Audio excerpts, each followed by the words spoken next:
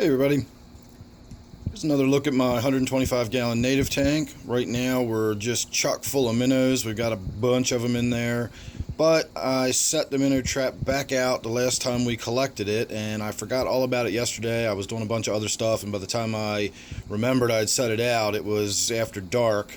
So it's now after work on Tuesday, and the trap's been out in the water since Sunday afternoon. So we're going to head on down and have a look and see what's in there.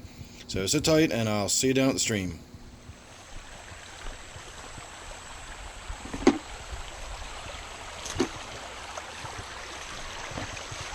Alright, we're off.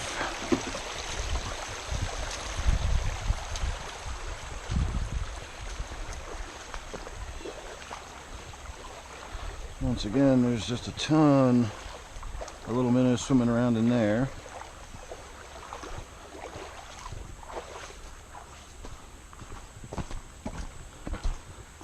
So today I brought my little dip net with us, and we're going to sort through the fish a little bit. I've got so many minnows in there, we really don't need to bring any more home unless they're some of those little rosy side dace that I like. I would certainly like to bolster my school of them, but I do not need to add any more creek chubs or any more of those Notropis species. So I'm hoping today we've got a bunch of those rosy side dace in there, and we'll be able to come home with something interesting.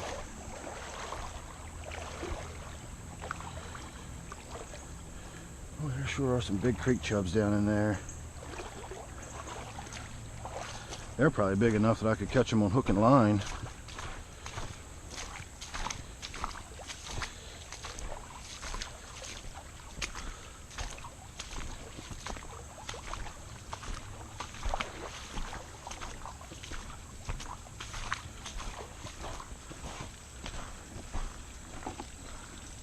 There sure is a bunch of fish down in there too.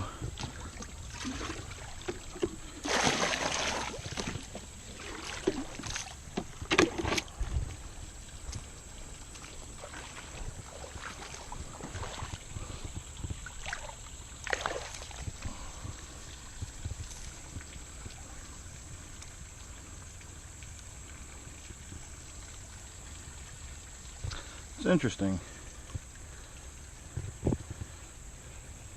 This looks like a bunch of footprints all up and around here. I have no idea what would have beaten back all this grass, because I certainly didn't do that when I was down here yesterday. I'm wondering if somebody else didn't come down here and empty my trap and then throw it back out. That certainly happened many times in the past, and considering how few fish are in there, I'm going to say I'm guessing that's what happened. But we do have what looks like a sculpin in there, so that's exciting.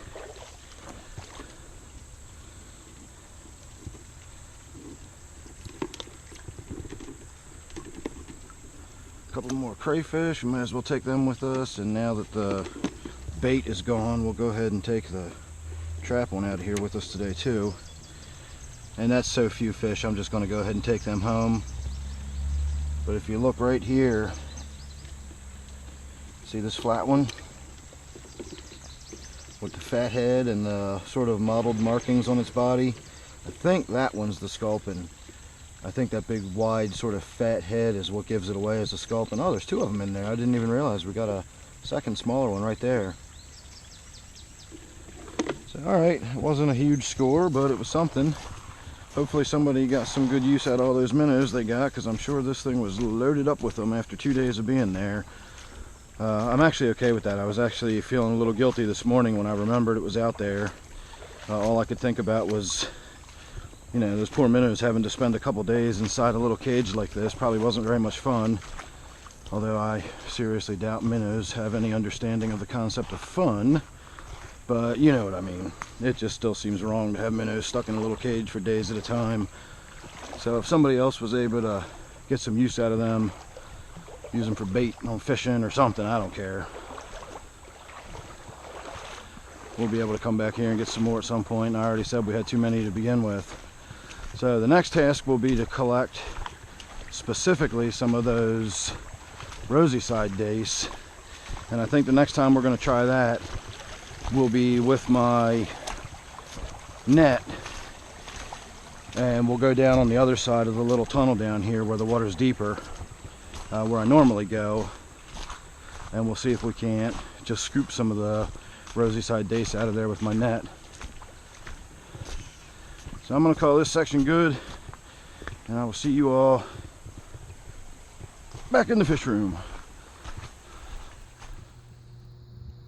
Alright, and here we are back at the house. I separated the fish I believe to be the Sculpins from everybody else, and I actually found when we got back to the truck that there was a tiny little crayfish hiding way up in the corner of the crayfish trap.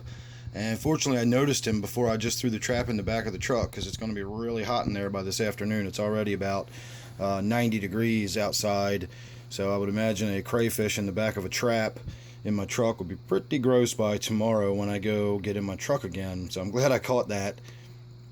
In fact, I probably ought to just go pull the trap out of there altogether just in case. At any rate, here they are.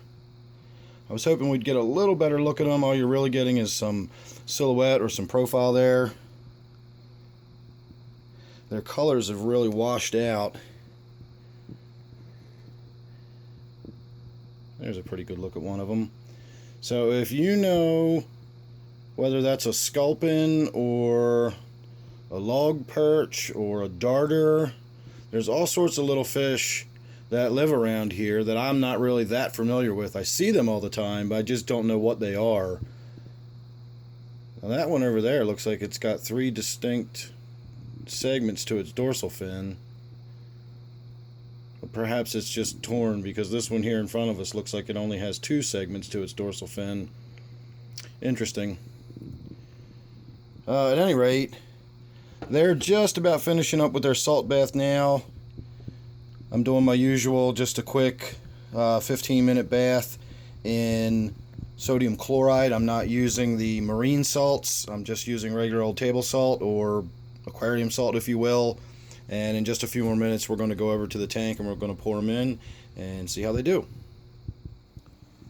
Alright, here we are. So I'm waiting to see if the Mayan cichlid down there doesn't figure out what's going on and come over to get a piece of the action, because sometimes it'll dart out and take one of the fish, but it's in a tank with so many minnows right now. I can't imagine, that it's not spoiled for choice, and a new minnow coming into the tank is going to suddenly be enticing. But you never know, and the new crayfish coming into the tank, especially that really small one, very well could be enticing. So let's see what happens.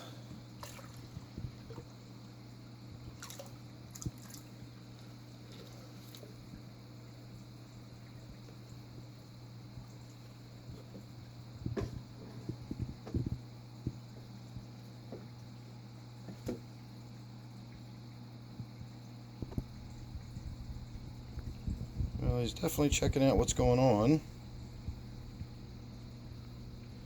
Not sure where those 2 bottom dwellers, I'll call them for now, Sculpins, whatever they were, I'm not sure where they went. I saw one go in. I was trying to watch where I was pouring rather than looking at the camera.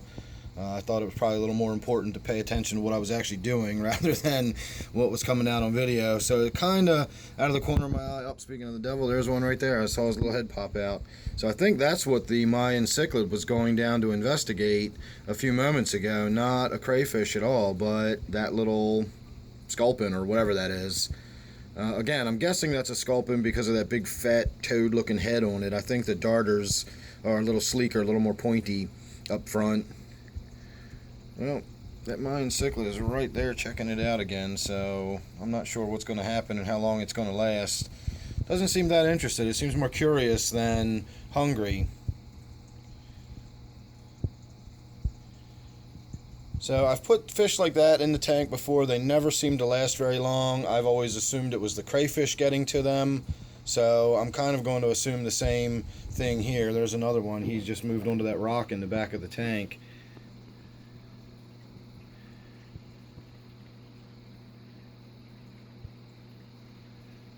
So they're pretty cool. Maybe if they take to hanging out on the woodwork and up off the bottom, they'll be a little more likely to survive.